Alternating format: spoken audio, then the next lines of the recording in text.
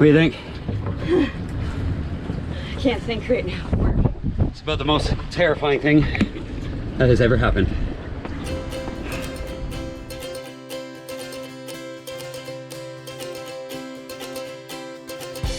We're headed for adventure, our worries left behind. Taken to the water, fun rising like the tide. With open skies above us, we'll be running side by side.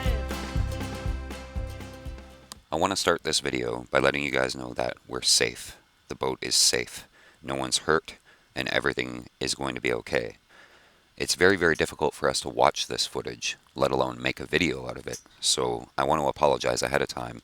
The filming and editing in this video probably isn't very good. The camera angles aren't very good. We're doing our best. And lastly, I want to thank you for watching our videos, for subscribing to us on YouTube, for commenting, for sending us messages on Facebook, and all the support we got through probably the worst day of our lives. I hope you enjoy the video. Well, folks, the time has come to say goodbye to Staniel Key. Very sadly, this is a beautiful place. We're just gonna go about 10 miles south of here to Black Point, because Black Point has free RO water. So free water is good. They don't have fuel though, so we're all stocked up on everything that we need other than water. Oh, sweating my butt off. We're all ready to go though. The dinghy's all ready to be towed. It's our attempt at not having to deflate the paddleboard, so we're going to see if we can tow it in the dinghy. So I don't know, it's strapped in there pretty good. We'll see. Candace's generator cover, beautiful. So like you guys suggested, that thing will rust real quick in the salt water, so she made that cover for it out of our old mainsail cover. So reusing old materials, pretty sweet. But yeah, I think we're good to go. So blowing 20 knots, should be fun.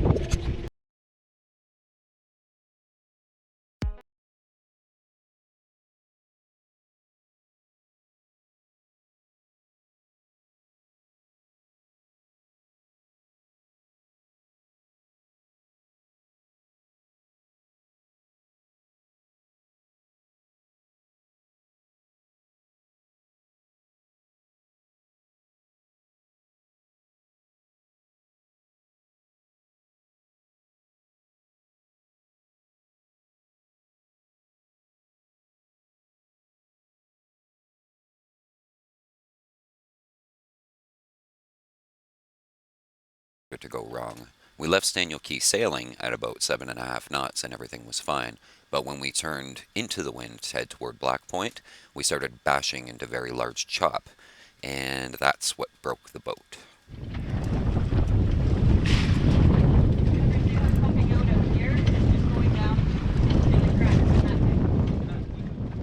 I apologize for the wind noise in these clips. I'm going to leave the sound on so you can kind of get a feel of what the situation was like.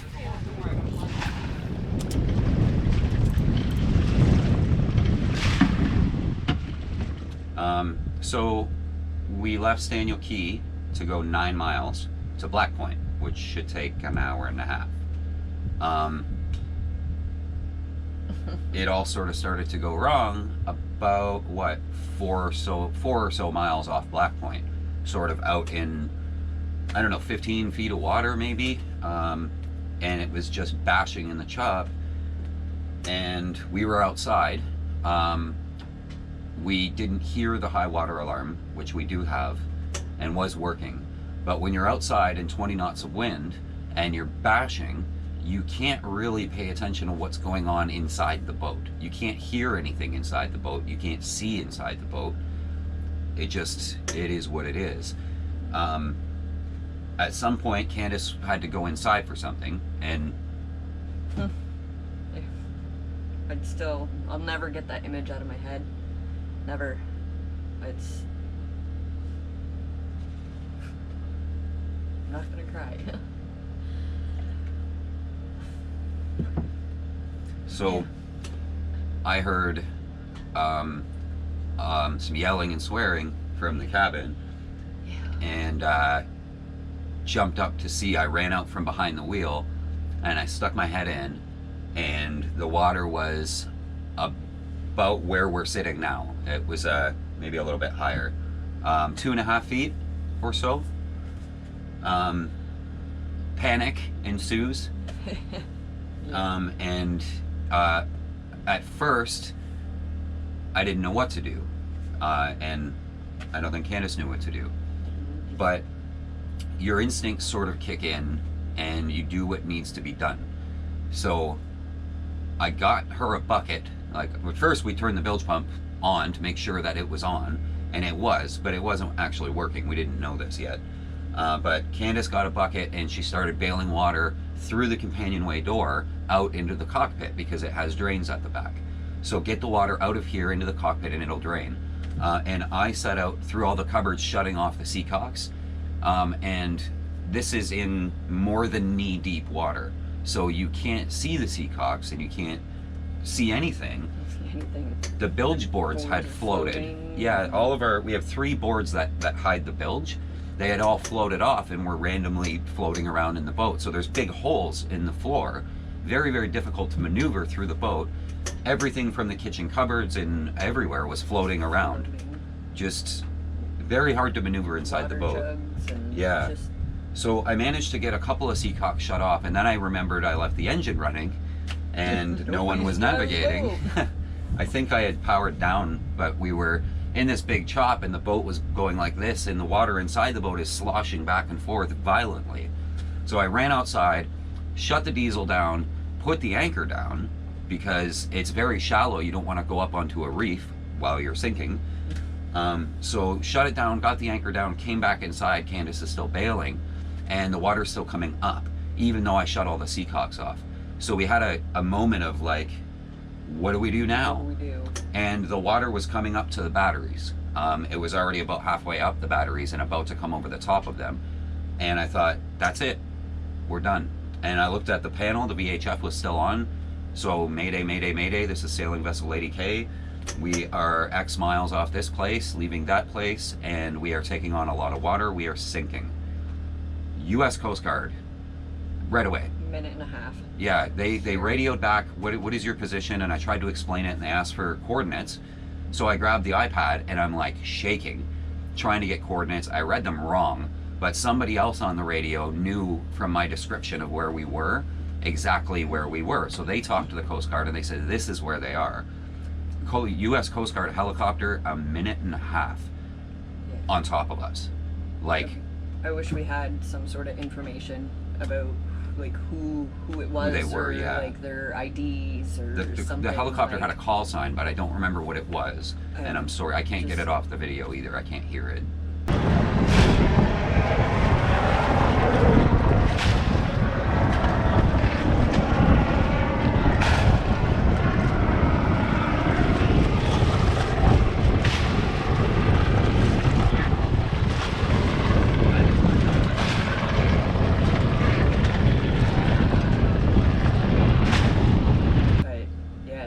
A minute and a half. Thank you.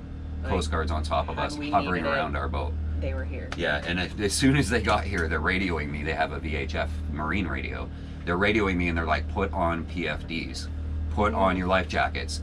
And at this point, the boat's still leaking and we're just bucketing water as fast as we can. And the drains in the back of the boat couldn't keep up with how much water we were throwing in the back of the boat. So Candace was outside bailing water out of the cockpit over the rail, and I was inside. I think at that point, we put on the life jackets as suggested by the Coast Guard, and they were setting up a rescue. They were setting up to get us off the boat. So I grabbed our passports, our money, our ditch stuff, and I threw it in the dinghy because we're still towing the dinghy and the dinghy's fine. So I threw all that stuff in the dinghy thinking we're going to abandon ship. What else do we grab? The water's still coming in and still coming in, and it's getting closer and closer to the tops of the batteries. And I told the Coast Guard, we're going to lose power. I won't be able to talk to you for a minute. We had the handheld VHF outside, so I don't know. Anyway, so a console boat with 300 horse outboards came out of Black Point, and he was on us, and he was trying to help us and give any assistance he could. Yeah, like, do you need me to stay here? Do you want me to go back to, like, see what I can find?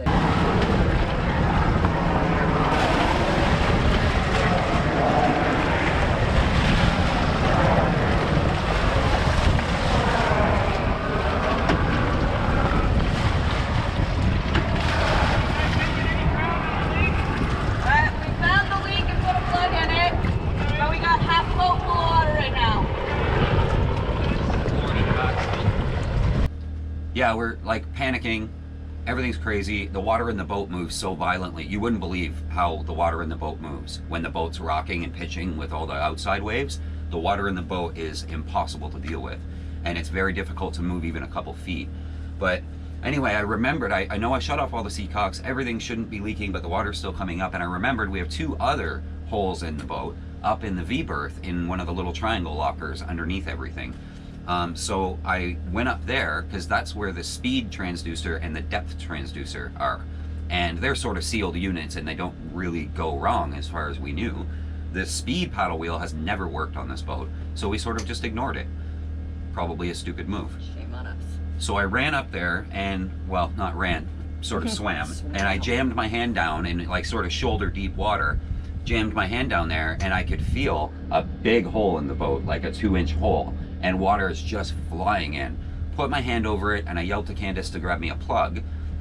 So she grabbed one out of the nav station where we keep them and came up, hands me the wooden triangular bung plug, and I put it in there and I banged it and I hit it with a screwdriver.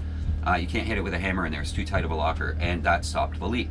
So go back to the VHF, radio the Coast Guard, hey, we found the leak, we're no longer leaking, we just have 3 feet of water in the boat. So they said, okay, if you want to evacuate the boat, would you like us to send a commercial? There's a commercial salvage that they could vector in, and that's what they said. We can vector in commercial salvage, they can bring pumps, but I need your permission to do that. And that sounded like money. Ching, ching, ching, So I thought, no, we're not leaking anymore. We can bucket it out, you know, over the course of a few hours. So that's what we did. We spent a few hours bucketing it out, and then the console boat went to the schooner that was offering assistance but couldn't get here, and picked up the captain of the schooner and this big high-powered pump, and he came back. He was gone for like 15 minutes, and he came back and we used this big high-powered pump to get the rest of the water out of the boat. So that's sort of how it happened and what happened. But I want to stress, we did have everything right. We have replaced all the through hulls in the boat. We have a high water alarm. It was going off. I kind of wish we installed it with a speaker outside, because when you're in 20 knots of wind, you can't hear anything. You just can't. The diesel's running, the wind's ripping through the rigging, and you're bashing. Like a light at the helm or something. Yeah, Like something out in the cockpit. To so sort of like slap you in the head and say there's something wrong. And when you're bashing into waves, you can't feel the extra, you know, what 1,000, 2,000 pounds of water that was in the boat. You can't tell because you're bashing so hard into the waves. You're doing 2.5 knots straight into these waves. It just seems normal. Yeah. With all the bashing. We had no idea. No idea. And yeah, I don't know. I'm personally very proud of us. Yeah. And how we handled the situation. We could have lost our minds. We could have very easily like just given up. Yeah, and we didn't. We kept going. We worked together. It was a team effort, and we got through it. And here we are.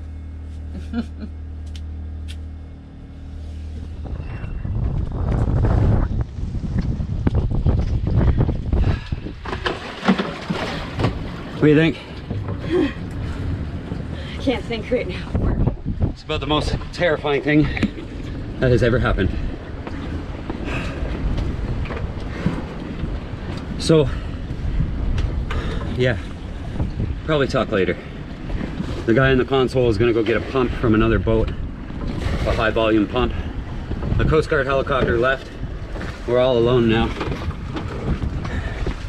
And we still have about 2 feet of water. It's taking a very long time to pump it out, but the pump that he's bringing should make it a lot easier on us. Wow. Batteries are still on. We shut the engine down, so I reasonably assume the engine probably still works. And the batteries are still on, and yeah, the VHF's still going. Still got navigation. Should be able to run a pump. But the solar controller may have gotten underwater. And I don't know what the status of the inverter is. Hopefully it's a 12-volt pump.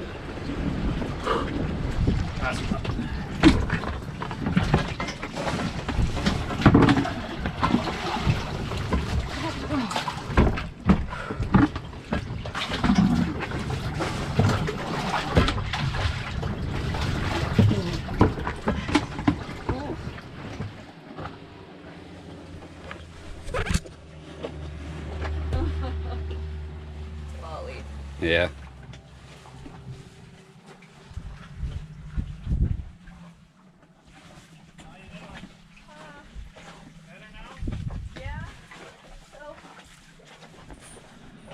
All right, so I know the lighting sucks. I apologize. Sit rep. The bilge pump is back online. We had to install a new one. The old one was on its last leg anyway, and it had blown the fuses in our bottom fuse box, so it had stopped working entirely. The fridge is back online. The interior lights are working. The golf cart batteries are working. The water pump for freshwater pressurization system is not working. We don't know what's up with that. The USB ports over there and outside are working. The VHF works. The battery monitor works. We're just not sure at this point what's broken and what's not, and I don't know. I'm pretty sure the water tank has become contaminated. It went underwater and the little caps on top of it are not perfect. So I'm pretty sure our fresh water has been contaminated with salt water. I don't know. The inverter, no, the inverter doesn't work. It was underwater. The solar charge controller was underwater, so it probably doesn't work. The depth sounder does work. The engine works. Anchor light work. The anchor light works. So we're safe for the night. We still, I'm going to show you guys in the morning, or maybe I can show you now, what actually went wrong. We figured it out, so I'll show you.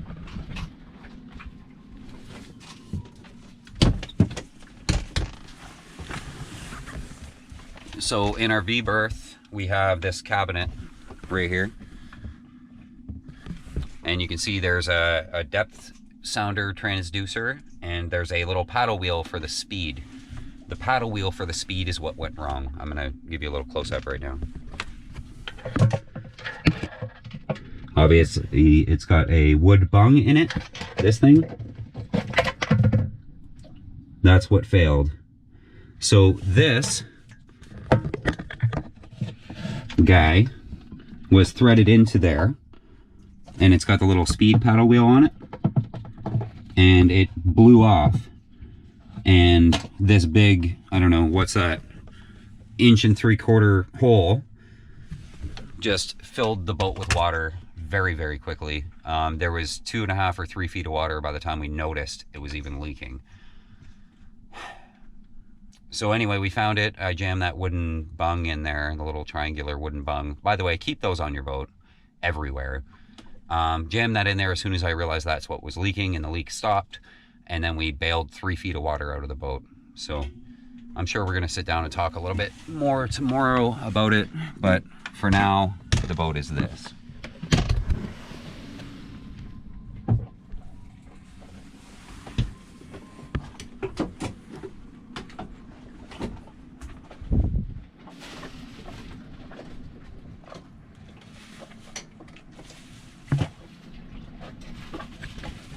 You can see the engine bay. Candace is getting water out of it. Yeah, trying. Where's that screwdriver? Everything is full of water. Oh, here. I got it. I think worst day of our lives ever. Yeah. By far. Far and away. Anyway, we're still floating now. We're in the anchorage in Black Point, just south of Staniel Key. We're safe. Everything's okay. We're a bit distraught, very stressed out. Our bed is completely soaked. These mattresses,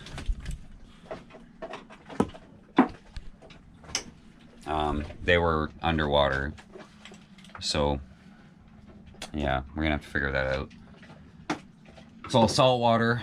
The charge controller right here. And the inverter is right there, and the battery charger's right there. Those were all underwater. The water was right up to the top of this case right here. So it didn't, as far as I can tell, it did not go into the batteries. They should be fine. But definitely got a bad bilge pump. And a whole bunch of broken electronics, I think. But we still have navigation, we still have interior lights, anchor light. The engine runs. The autopilot turned on, so it's okay. Not that that's important, but you know. Probably the shittiest day. That's it.